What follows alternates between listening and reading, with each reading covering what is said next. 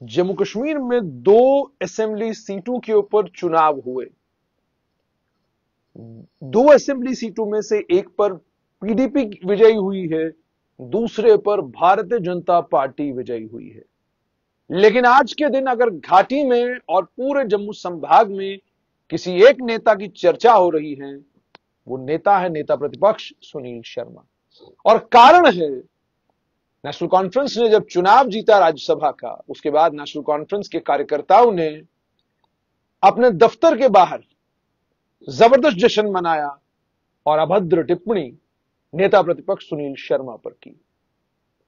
और इतना ही नहीं, बल्कि पार्टी के कुछ जिम्मेदार नेताओं ने खिल्ली भी उड़ाई। उसके बाद नेता प्रतिपक्ष सुनील शर्मा ने बडगाम में एक जनसभा को संबोधित करते हुए कहा, हम पंडित हैं, थोड़ा बहुत जानते हैं, 14 तारीख को नेशनल कॉन्फ्रेंस चुनाव हारने जा रही है। गणित ठीक बैठ गया।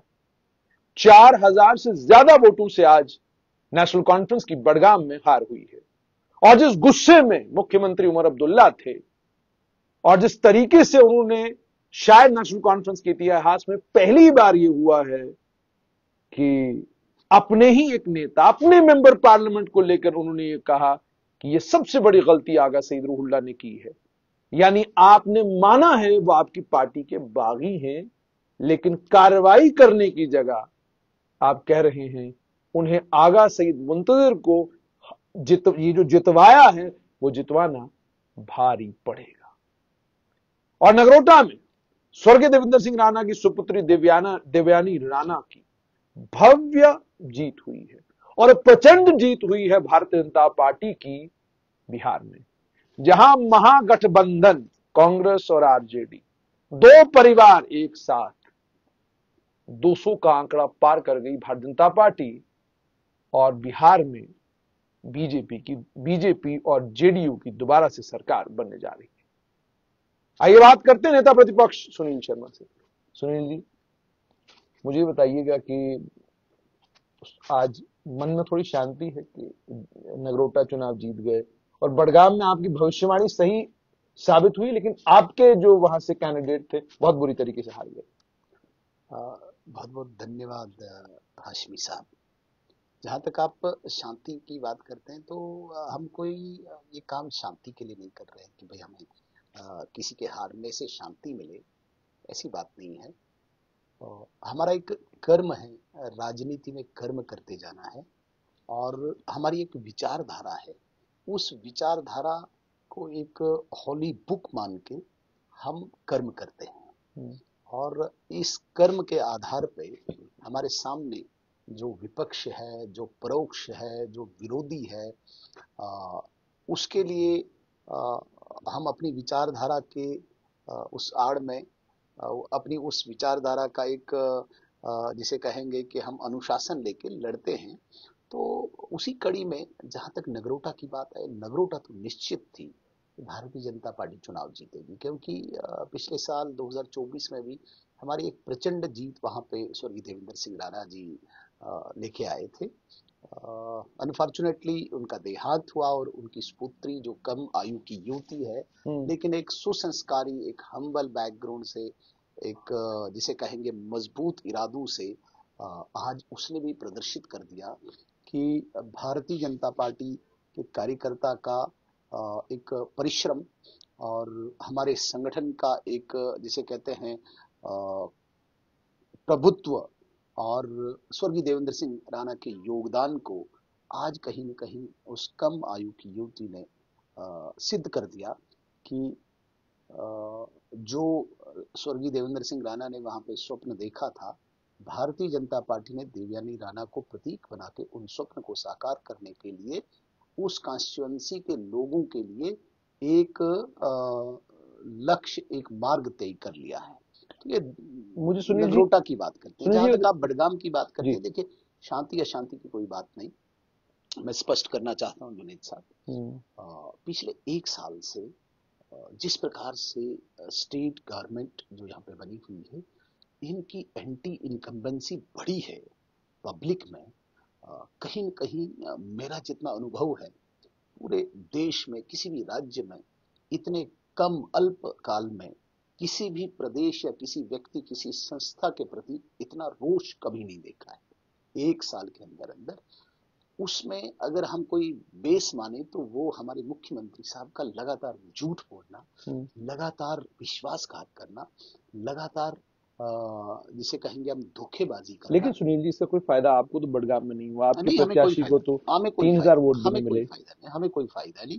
पार्टी की दृष्टि से अगर देखें तो हमें कोई इसमें लाभ ही नहीं है, न ही हमें कोई इससे बहुत ज्यादा वो कोई पार्टी। लेकिन सुनील जी, दुख होता कभी आपको कि मुस्लिम समुदाय के बीच में अभी भी आपकी पार्टी को वोट उस तरीके से जम्मू कश्मीर में नहीं मिल रहा जिस तरीके से मिलना चाहिए? कारण क्या है इसका? दुख नहीं होता है, लेकिन आत्मचिंतन जरूर हो रहा है। और हर बार हम अपने आप को फिर कुछ न कुछ नए परिवर्तन से मुस्लिम समाज के बीच में प्रस्तुत करते हैं। जिस प्रकार से आपने जुनैद साहब देखा 2024 में जिस बडगाम में हमने कोई कैंडिडेट भी नहीं उठाया था, उस बडगांव में मैंने कई रैलीज की, कई मीटिंग्स की, जो लोगों बड़ी बड़ी जनसभाएं, हाँ, लोगों का समर्थन मैंने देखा, अभूतपूर्व था। और लोगों का विश्वास भारतीय जनता पार्टी पर बढ़ रहा है। लेकिन कश्मीर अपने आप में एक डिफरेंट प्लेस है, एक बिल्कुल ही अलग स्थान है। यहाँ के इतिहास को, यहाँ के वर्तमान को देखा जाए और यहाँ की आज तक की पॉलिटिकल सीनियरिटी को देखा जाए, it is not possible to change this scenario, मतलब ओवरनाइट। अच्छा, तो उमर अब्दुल्ला आज आपसे काफी नाराज नजर आ रहे थे। वो आज पत्रकारों से बात करते हुए पहली बार मैंने उनको इतना गुस्से में देखा। और सिर्फ इतना ही नहीं, बल्कि अपने नेता को लेकर उन्होंने ये कहा कि उन्हें बहुत बड़ी गलती की है। आगा सईद मुंतजिर चुनाव यहां से जीते हैं, अब उनका यहां से चुनाव जीतना बहुत मुश्किल है। अब अगर जब वो आएंगे तो वो उनको देखना है कि वो किस तरीके से अपने आप को दोबारा यहाँ खड़ा कर पाएंगे। और आगे उन्होंने ये भी कहा कि जो यहां से बडगाम से चुनाव जीतने का जहां तक ताल्लुक है या लड़ना है, ये केवल और केवल इस पर नहीं है कि आपने काम किया है कि नहीं किया है, बहुत सारी और फैक्टर्स हैं जो यहाँ पर काम करते हैं। तो ये बयान था, लेकिन काफी गुस्से में नजर आए। बिल्कुल, ऑफ कोर्स, इसमें कोई शक नहीं है।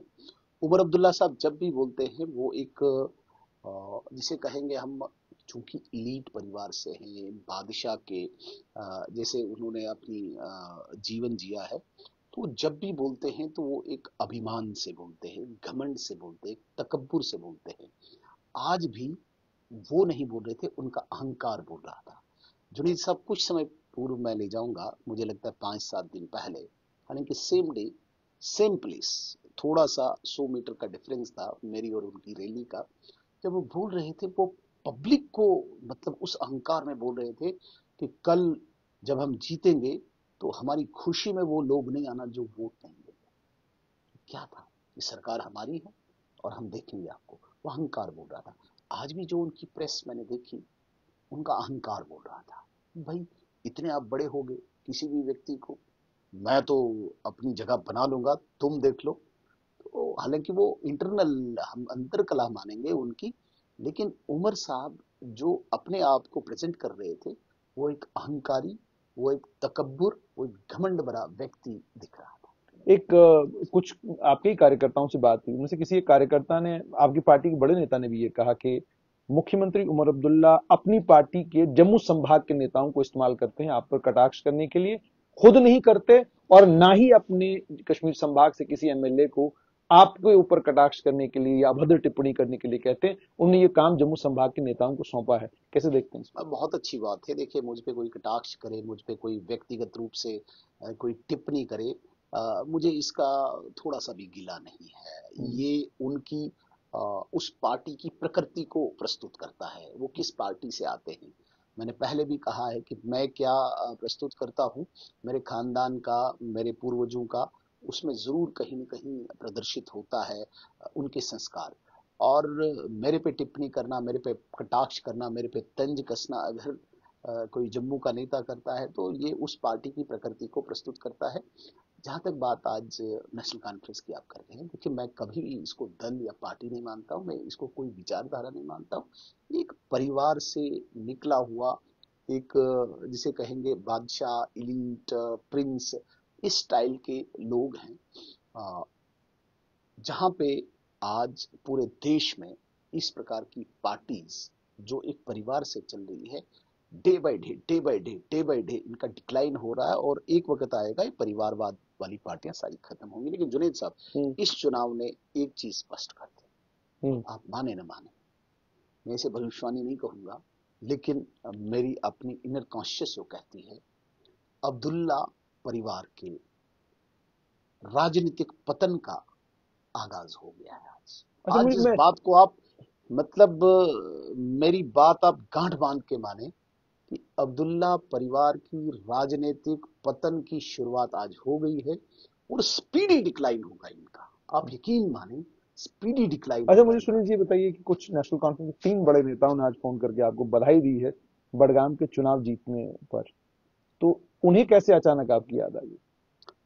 देखिए, बधाई तो मुझे नहीं लगता कि वो कोई गलत बात है। बधाई हमने स्वीकार भी कर पर ली है। आपको बधाई किस चीज की दे रहे थे, बड़गाम में अपनी हार की या नगरोटा नहीं, जीतने उन्होंने की? बिहार की भी दी, उन्होंने बडगाम की भी दी, उन्होंने नगरोटा की भी दी, और हमने स्वीकार कर लिया क्योंकि जिस प्रकार से भारतीय जनता पार्टी उभर के आई है, इतने आरोप, इतने प्रत्यारोप, इतने इल्जाम लगा के भी, इंडिया अलायंस का वोट चोरी का आरोप, इंडिया अलायंस का संस्थाओं पे आरोप, यहाँ पे एक घमंड और तकब्बुर और अभिमान और अहंकार से ओत प्रोत एक पार्टी जिस प्रकार से सामने आई थी, उसके बावजूद भी बिहार की जनता हो, नगरोटा की जनता हो, बड़गाम की जनता हो, हमें समर्थन मिला है, भारतीय जनता पार्टी पे विश्वास जताया है, तो हमने बहुत ही सहज भाव में बड़ा मतलब आदर सहित सर झुका के उनका धन्यवाद स्वीकार किया है। और इस आशा से हमने ये धन्यवाद किया है कि शायद जिस दिशा में जम्मू कश्मीर की राजनीति अब चल पड़ी है, शायद उन लोगों का भी हमें साथ मिले। अब आपकी 29 एमएलए हो गए हैं और 8 वो लोग जिन्होंने आपके हक में राज्यसभा में वोट डाला था, अगर उनको मिला लें तो कुछ 37 के करीब करीब आंकड़ा बैठता है। तो क्या देख रहे हैं आने वाले कल में, क्या भारतीय जनता पार्टी जम्मू कश्मीर में कोई कोशिश करेगी सरकार बनाने की? जुनेद साहब, मुझे लगता है कि भारतीय जनता पार्टी शायद ही करेगी, और ना ही के इसमें कोई चांस देखें, लेकिन मुझे लगता है कहीं ना कहीं खुद ही नहीं गिर जाए, हम्म।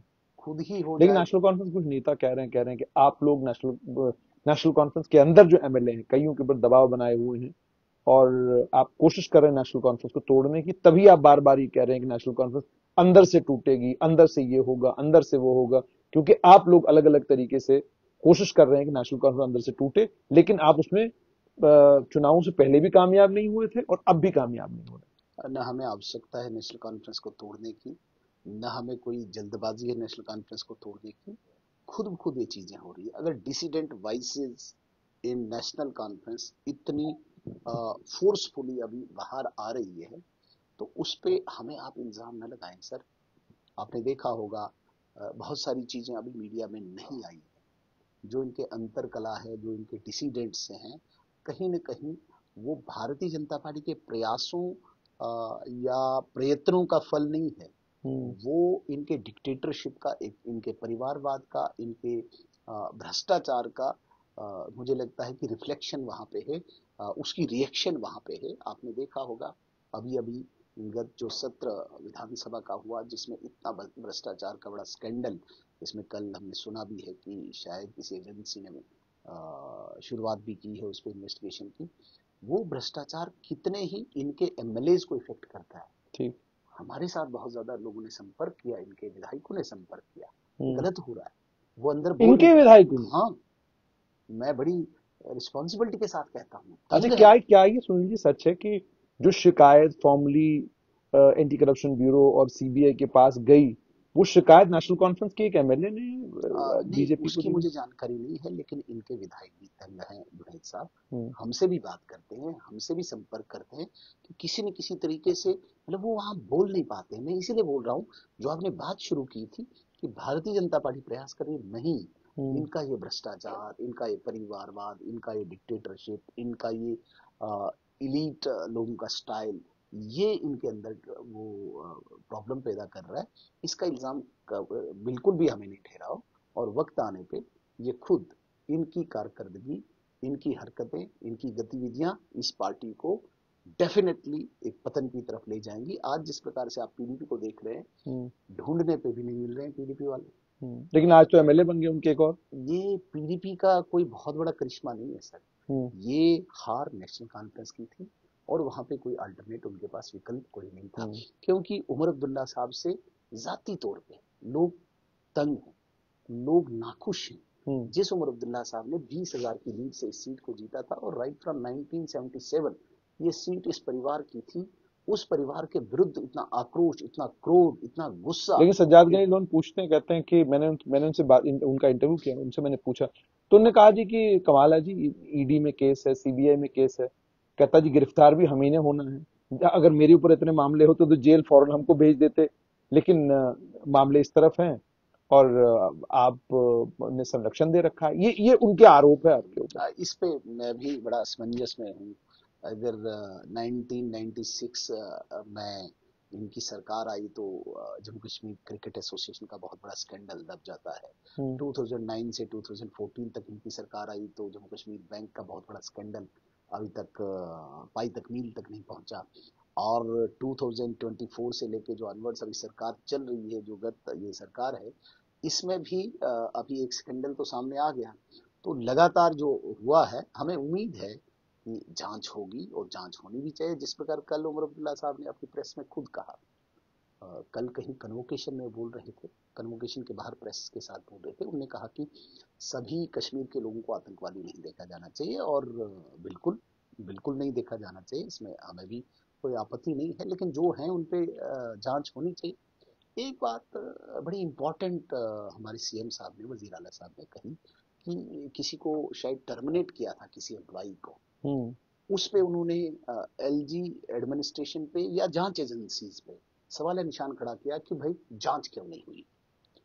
तो इस पर मैं उनका स्वागत करता हूं कि जितने भी टर्मिनेटेड एम्प्लॉइज हैं, विशेषकर अभी भी 2024 से अभी तक 20-25 लोग टर्मिनेट हुए हैं, लगभग 84 के करीब करीब तो टोटल हो गए हैं अभी तक इसमें। हाँ, उमर अब्दुल्ला साहब की बात को मैं एंडोर्स करता हूँ। जांच एजेंसी सिर्फ टर्मिनेट ना इनको करे, इनको इन्वेस्टिगेशन, इनकी प्रॉपर्टी को भी डिटेच करना चाहिए, प्रॉपर्टी को डिटेच करके इनको सख्ती से इन्वेस्टिगेशन होनी चाहिए।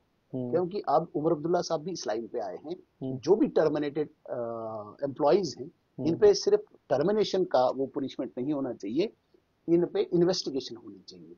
ये बकौल उमर अब्दुल्ला साहब, और इसमें मैं एंडोर्स करता हूँ। यदि आप चाहते हैं कि जिनको 84 मुलाजमों को आपने डिसमिस फ्रॉम सर्विस किया है, इनकी प्रॉपर्टीज अटैच की जानी चाहिए और इनकी और पड़ताल होनी चाहिए, डेफिनेटली, क्योंकि उमर अब्दुल्ला कह रहे हैं। हाँ, मैं भी कहता हूँ। तो जब वो एम्प्लॉइज की इन्वेस्टिगेशन की मांग करते हैं, हम भी इन 3 स्कैंडल्स की और मांग करते हैं, मजीद 84 प्लस 3 स्कैंडल्स, जांच होनी चाहिए, लोगों के सामने चीजें आनी चाहिए। सुनील जी, घाटी में एक और मामला जो है वो तूल पकड़ रहा है।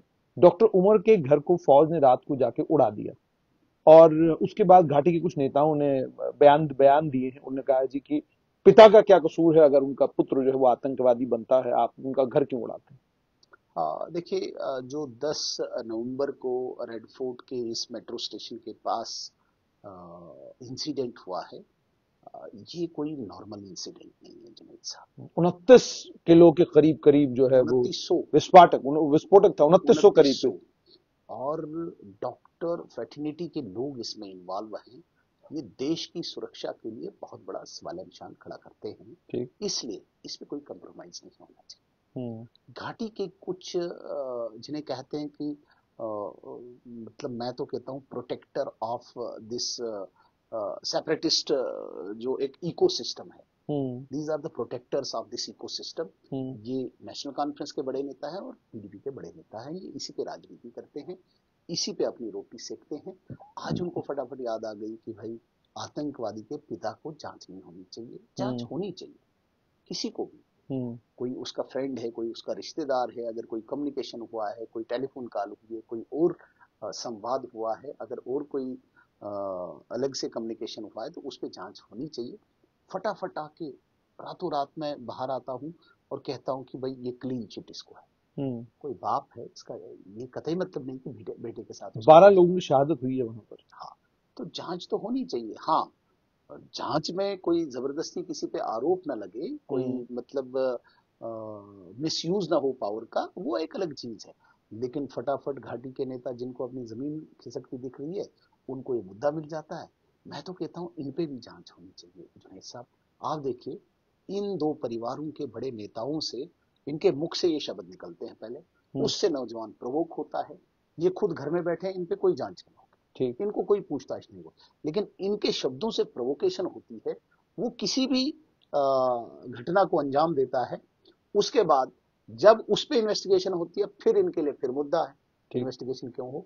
लेकिन दोनों तरफ से इन्हीं दो परिवारों को एक लाभ मिलता है इस अलगाववाद के, इस सेपरेटिज्म के, इस सिक्योरिटी जो ब्रीच होती है इस सिस्टम में। इसलिए इन दो परिवारों पे शिकंजा कसा जाना चाहिए, ताकि जो प्रोवोकेशन होती है एवं यंगस्टर्स वो भी रुक जाए और इनकी भी राजनीति कम से कम लाइन पे आ जाए। आखिर में आपसे जानना चाहूंगा, क्या कहेंगे उस थानेदार के बारे में जिस थानेदार ने एक पोस्टर को देखा और उस पोस्टर पर अपनी इन्वेस्टिगेशन शुरू की, बाद में एसएसपी उसमें इन्वॉल्व हुए, बाद में एडीजीपी सीआईडी इन्वॉल्व हुए, बाद में डीजीपी तक बात पहुंची और इतना बड़ा जो है टेरर नेटवर्क जो है वो अनवील हुआ जस्ट बिकॉज वही कश्मीर का एक नौजवान जिसने थानेदार के तौर पर इस मामले को यहां तक पहुंचाया। आप बजाते खुद एज नेता प्रतिपक्ष उनके लिए क्या कहेंगे? मैं पर्सनली उनको कंग्रेचुलेट करता हूँ। नवगाम जैसी जगह में नौजवान पोस्टर लगाने आते हैं और वहां से ये कड़ी चलती चलती चलती और गंभीरता के साथ लिया पूरा मामला, चलती कानपुर पहुंची, लखनऊ पहुंची, फरीदाबाद के अल फला यूनिवर्सिटी तक पहुंची और बड़ी स्पीडी इसमें रिकवरी हुई। नहीं तो परमात्मा न करे अगर वो 2900 किलोग्राम अगर कहीं यूज किया होता इन लोगों ने, तो आज परिस्थितियां कुछ अलग होती। तो इस अगर बेसिक चीज में जाएं, इस पूरे इस इंसिडेंट के, इस पूरे घटनाक्रम के उस मूल तत्व में जाएं, तो वो थानेदार आते हैं। मुझे लगता है कि वो अवार्ड रिवार्ड के काबिल व्यक्ति है और इज्जत के काबिल है। उसने देश की सुरक्षा में एक बहुत और बड़ा सुनिए ये भी एक कश्मीर है, उसने बहुत बड़ा अपना योगदान दिया है। नहीं वहां ये भी है, इसके अलावा भी जिनने जाने दी है, जिन्हें जाने दी, बिल्कुल जानो अल्ताफ लैपटॉप बहुत सारे। आप देख लीजिए, कश्मीर में वो जांबाज लोग हैं जिन्होंने अपनी जान की परवाह किए बगैर पाकिस्तानियों के साथ लोहा लेके उनको मौत के घाट उतारा है और देश की सुरक्षा में उनका बहुत बड़ा योगदान है। इसे आप नहीं कर सकते। मैं उड़ी में एक दिन गया था होम मिनिस्टर साहब के साथ। मुदस्सिर एक लड़का था, नाम उसका बिंदास, एसपीओ लड़का, बिंदास, उड़ी के आखिरी कोने में। उस बिंदास ने 3 आतंकवादियों को मौत के घाट उतारा, खुद भी मरा। शायद उसे कीर्ति चक्र या कुछ और भी उनकी शहादत हुई, उनको कीर्ति चक्र बाद। एक एसपीओ लड़का 6000 की नौकरी कर रहा है और इस हिंदुस्तान के लिए जज्बा क्या है, मर मिटने के लिए तैयार है। नो डाउट सर, वहां की जो सेना ने काम किया है, अर्धसैनिक बलों ने काम किया, लेकिन पुलिस में लोकल लड़कों ने जो काम किया है, मैं कहता हूं जितनी भी सराहना की जाए वो कम है। लेकिन दूसरी तरफ से डॉक्टर भी हैं, अदील जैसा है, उमर जैसा है, तो डिफरेंशिएट करना होगा इन चीजों को हमें। और जिन लोगों ने भारत की सुरक्षा के लिए अपना सर्वस्व न्यौछावर किया है, उनके योगदान को कभी भारत भुलाएगा भी नहीं। लेकिन जो लोग देश की सुरक्षा के लिए खतरा है, उनके साथ सख्ती से निपटना चाहिए। चाहे ये दो परिवार उनकी किसी भी जांच के लिए आड़े आए, मुझे लगता है कि उसकी परवाह किए बगैर जांच एजेंसियों को आगे बढ़ना चाहिए। बहुत बहुत शुक्रिया। तो ये थे भारतीय जनता पार्टी के नेता और नेता प्रतिपक्ष सुनील शर्मा। आज खुश इस बात से हैं कि भारतीय जनता पार्टी की बिहार में बहुत बड़ी जीत हुई है और जम्मू कश्मीर में बडगाम में नेशनल कॉन्फ्रेंस की हार इन्होंने प्रिडिक्ट की थी, वैसा ही हुआ। और नगरोटा में देवयानी राणा ने तमाम जितने भी प्रत्याशी बाकी हैं उनको पछाड़ भी दिया है और साथ में जो नेशनल कॉन्फ्रेंस की प्रत्याशी थी वो केवल 10,000 वोट उन्होंने लिया है। तो आज मामला इतना ही, फिर इंशाल्लाह मुलाकात।